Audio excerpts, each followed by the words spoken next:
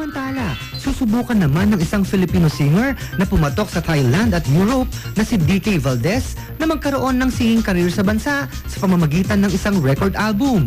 Si DK ay dating miyembro ng isang boy band sa Pilipinas na nagdesisyong maging solo sa Thailand at ilang bansa sa Europa. Malaki ang tiwala ng naturang singer na magugustuhan ng mga Filipino ang kanyang self-titled album mula sa BWB Records. Pero kung tanggap po ako ng tao, siguro po mag-stay po ako dito. Katunayan ng posibilidad na makilala sa bansa si DK ay ang pagiging kasalukuyang top 2 ng kanyang album sa sales chart ng isang record bar sa Metro Manila. Trip ko to dati pa, sabi ko, kahit hindi ako parang sumikat, basta makilala lang ako, konti lang, masaya na po ako. Pero parang more than the 12 binigay sa akin.